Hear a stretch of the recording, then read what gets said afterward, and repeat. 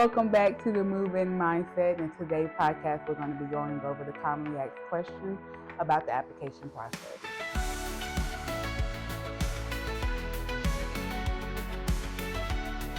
Well, welcome back to the Move-In Mindset. Today there's going to be two of us versus our branch manager who's off at corporate today taking care of business. I'm here today with Jasmine Turner, our loan officer, and I'm Mark Dewitt, Senior Loan Officer, Mortgage Solution Financial. Today what we'd like to share with you are some of the frequently asked questions and answers that we get from borrowers all the time. So we figured this would be very beneficial to you to understand some of those things that you're going to be challenged with. And I'd like to open it up with Jasmine. What are some of the initial documents that the borrower is going to need? Thank you, Mark. The initial documents would be the income verification, 2 years of your income. If you haven't been on that job for 2 years, you have to provide the previous income, HR information, address, also 2 months of bank statements, and 2 years of W-2s. If you're going into a down payment assistance program, it would be 3 years of tax returns. This is probably the first question we get all the time from our clients. What program works best for them? Well, it's very interesting. We, as loan officers, are kind of obligated to look at all the programs that they might qualify for. Obviously, if they're a veteran, we're going to look at a VA loan first.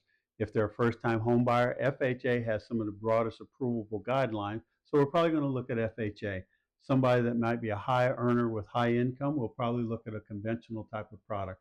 And USDA, if someone wants to move to the country, we're going to make sure that they're also included. But as loan officers, a big thing is to look at all the programs that might be applicable for them to be approved for, and then help the borrower to make the best decision that might fit their current needs.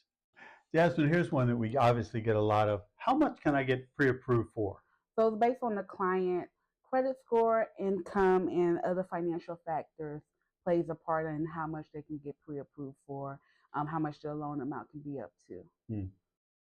And Mark, I know we usually get this question all the time. What credit score do our clients need to be at to qualify?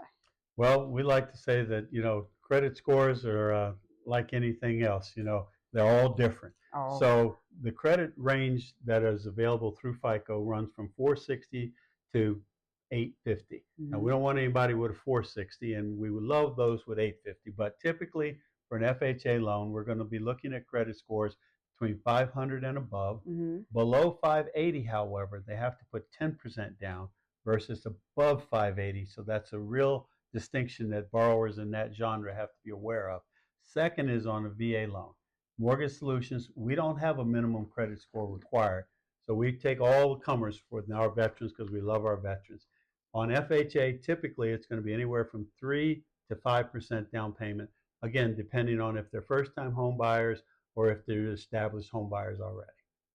So tell me, Jasmine, how much does a borrower need for down payment? Okay.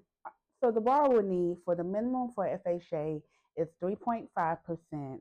For a conventional loan is 3 to 5%. And for a VA and USDA, the USDA loan is 0 down payment. Just be mindful you still have your closing costs and other expenses that you can negotiate at the seller's table. Now, we get this question all the time from our realtor partners and from our clients. What's the difference between a pre-qualification versus a pre-approval? Great, that's a great question. And the difference between a pre-qualification and a pre-approval. Pre-qualification means that we have collected the information from the borrower, and based on what they've told us, and we believe them, and that we can give them a pre-qualification. A pre-approval, however, means that we have collected all the necessary documents, have verified everything that they've said on the application, and in that case, based on their credit scores, based on our underwriting, automated underwriting, we can actually give them a pre-approval letter, which carries more weight, and most realtors like to have the pre-approval versus the pre-qualification letter. Jasmine, every time we get ready to pull a credit score, borrowers ask us, will pulling my credit affect my score? What do you say? Yes, slightly it will. It's a hard pull, not a soft pull. And we encourage our clients, if you're shopping around, shop around within a week. Don't go longer than that. For a month, you can see it hits you more, be more effective. Mm. on that score. So typically, if you're shopping around a week, it'll probably be around 5 to 7 points.